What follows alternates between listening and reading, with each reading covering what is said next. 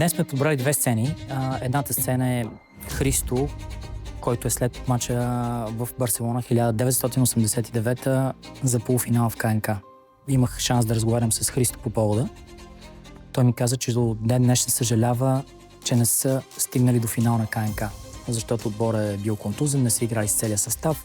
Тази сцена разглежда и неговата фрустрация от това, че не е бил на нужното ниво и не е помогнал на целия отбор да са на нужното ниво. Чува се как да почна. Както е по сценарий или както си мова? Може да почнеш както искаш. Бъди свободен. Много е важно това, което си говорихме преди, да не се повтаряме по 1300 пъти. Не трябва да го имитираме, трябва да го вкараш и да го направиш такъв, какъвто си ти. Разбираш ли? Ползвай си. Ползвай това, което е вътре в тебе, човек, и го направи отгоре. Напрежението в мен расте, дали няма да объркам нещо, дали ще се справя. Той има огромно уважение към Пенев, огромно. Пенев, не знам дали знаеш нещо за Пенев. Знаеш, че е бил футболист на годината, знаеш, че е постигнал най-големите успехи с ЦСКА, знаеш, че и те са били на полуфинал, знаеш, че са играли в кеш, знаеш, че са правили всякакви неща с Пенев. Който сега е треньора и той се обръща винаги към него с тренери с Бате Пена. И въпреки това тук... И за старши, да. Се контролирам гнева, защото... Не го контролирай. Отпусни се и го направи както го чувстваш, окей? Добре. Само искам да ти кажа, внимавай като поведение, като на тялото. Нали, значи езика на тялото е много важен.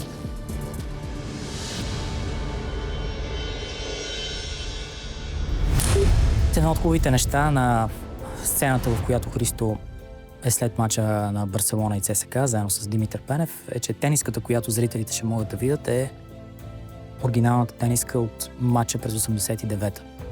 Взехме от музея, така добри бяха всички наши колеги да ни я предоставят. Все пак това е финалка на 36 години. Трябва да внесем и истинския дух. Нещо, което момчетата, като го сложат, знаейки какво слагат на гърба си, че ще им даде допълнителна мотивация. Камери работят!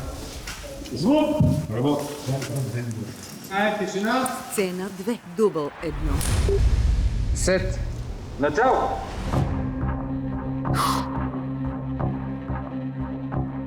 Ремонт правиш, виждам.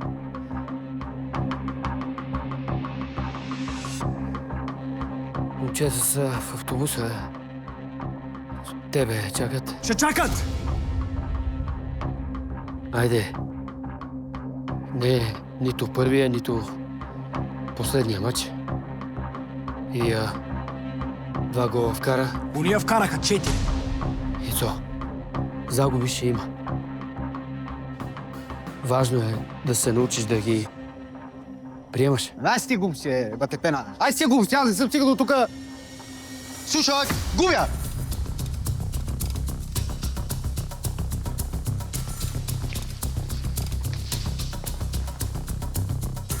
То не е до избор, Христо. Във футбола е така.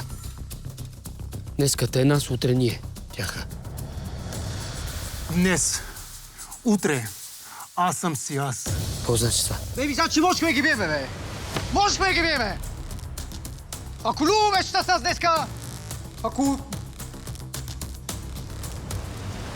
Не си това губене, бе, бате Пена! Си това губене! Не мога, не става! Аз го чувах, не можеш. Не ставаш. Контузия и трето, пето. Не. Тук нататък не.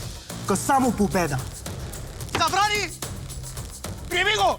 Няма да стане, бе! Няма как да стане! Няма как да стане, бате Пена. Няма как да стане!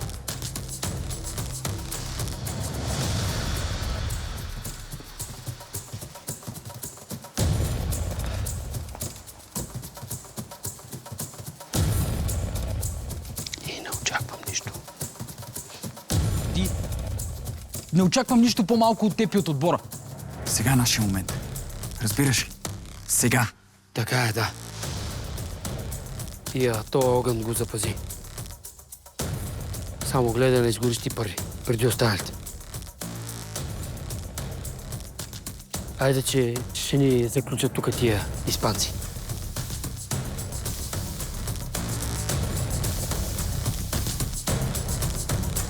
Ще ги бием, София.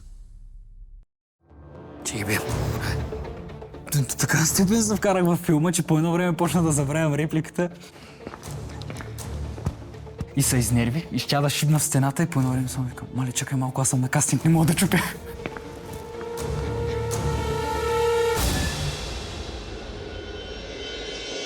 Виж сега какви са му следващите думи. Стига с тия забрани. Не можеш. Не можеш, не ставаш. Не ставаш. Това са неща. Нали се сещаш, дето съм му ги говорил. Тук бат няма начин да не тръгне. Стига с тия работи. Да. Забрани. Туна. Да. И пак се стигни. Зота ще ги бие. Да. Професор Христов ми даде страхотен съвет. За да има повече болка в думите не можеш, не ставаш, няма да стане за тебе пич. Това е много болезнено и ние сме го чували и ние като актьори, нали? Но беше прав да ми го подскаже, за да осъзная още по-в дълбочина за какво става въпрос и после вече да се стегна мъжката.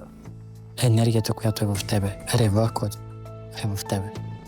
Скрий го. Скрий го. Нека да стане тук гърло. Разбираш ли? Разбирам. Да. Простото. Това напрежение ще се усети. Страшно много ми помага наистина неговата работа и когато ми каже нещо, имам чувство, че много добре го разбирам и доста ми помага. Как я виждаш на сцена? Режисьор Мартин Макарев, преди да започнем сцената, реши да се включи с мен в няколко обиколки около самия декор, понеже видя явно, че аз с това се канализирам. Това беше интересно. Надеждата умира последно. Винаги надеждата умира последно. И това е нещо много важно. И това, че изисква от пената при него той е дълг, когато му казвам, нали? Когато му казвам, че от него не очаква нищо по-малко.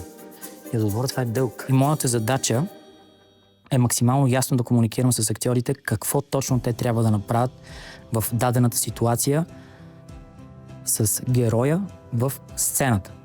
Много често казвам, че работя съм с актьори, които много често ме питат как да го направя, как да го изиграя. Казвам, че това не е работата на режисьора. Режисьора не е учител. Аз не мога да кажа на един актьор как да го изиграе. Това, което мога да кажа на един актьор е какво да изиграе. Разликата е сериозна. Сцена 2. Дубъл 2. Ремонт виждам, правиш. Момчетата са в автобуса, всичките. Чакат теб. Чакай. Айде. Айде. Не е нито първия, нито последния мач. Това гола вкара. Два. Уния вкараха 4. Какво? 2 гола. Ицо. Загуби ще има. Не мога ли да ме баде пенал? Съм дошъл тук да се уча да губя. То не е до избор, Христо. Във футбола е така. Днеска те нас, утре е ние. И днес си утре, аз съм си аз. Какво значи това? Значи, че може и ги биеме днеска. Можехме. Ако Любо беше с нас, ако...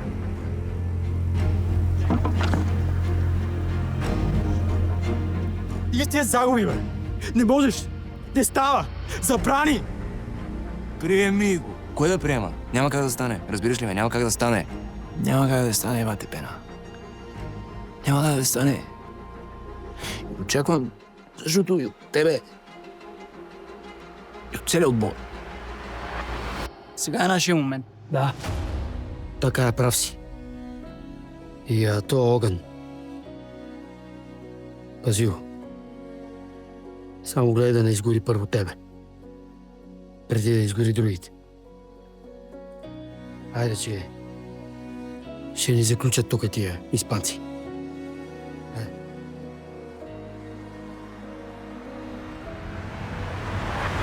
Браво, бе!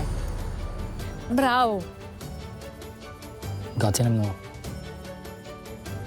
Тренер, щупих ципа. Топ. Окей. Помислиш по въпроса. Имаме ли? О, да. Имаме. Категорично. Това е. И най-хубаво, че имате избор. Така. В актьорите в тези сцени видях, че сме на прав път. Видях, че според мен България ще има своя екранен Стоичков. Едно наистина от нещата, които много ме радват и ме правят щастлив като продуцент, като един от продуцентите на бъдещия филм за Христо Стоичков е, че вече виждам варианти. Аз даже имам фаворити и те са повече от един.